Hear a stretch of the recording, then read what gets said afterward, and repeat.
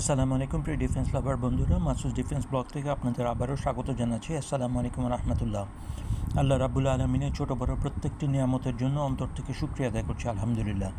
দেখুন, বাংলাদেশ এগিয়ে যাচ্ছে, আল্লাহর অশেষ মেহেরবানিতে বাংলাদেশ এগিয়ে যাচ্ছে। আমরা যদি চিন্তা করে দেখি, WS-22 আমাদের কাছে বেশ কয়েকটি ইউনিট আছে।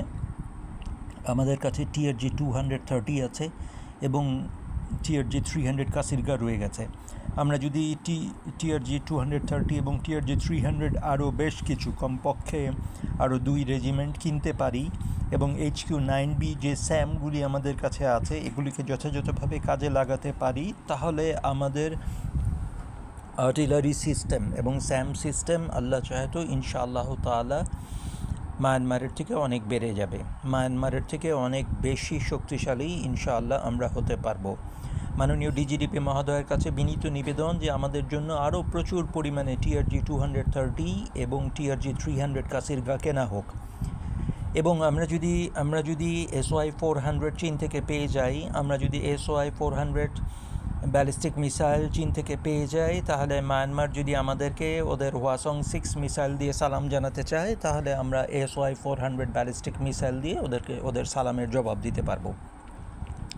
মার্কিন যুক্তরাষ্ট্রের সাথে যদি আমাদের জিসোমিয়া এবং আকসা চুক্তি সম্পাদিত হয়ে যায়, তাহলে ইনশাআল্লাহ আমরা মার্কিন যুক্তরাষ্ট্র থেকে ব্র্যাডলি এবং স্ট্রাইকার ফাইটিং ভেহিকল, যেটা আমাদের একদম প্রথম এবং দ্বিতীয় পর্বে আমাদের চাওয়া ছিল, সেটি ইনশাআল্লাহ আমরা পেয়ে যাব। আকসা এবং জিসোমিয়া আমাদেরকে সামরিক বাহিনীর শক্তিমত্তার দিক থেকে 10 গুণ এগিয়ে নিয়ে যাবে।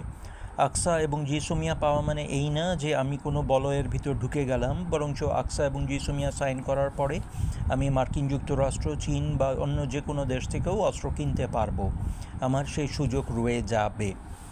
কাজেই আমরা এক্সেস ডিফেন্স আর্টিকেলের আওতায় মার্কিন যুক্তরাষ্ট্র থেকেও অন্যান্য অস্ত্র পেতে পারি ইনশাআল্লাহ।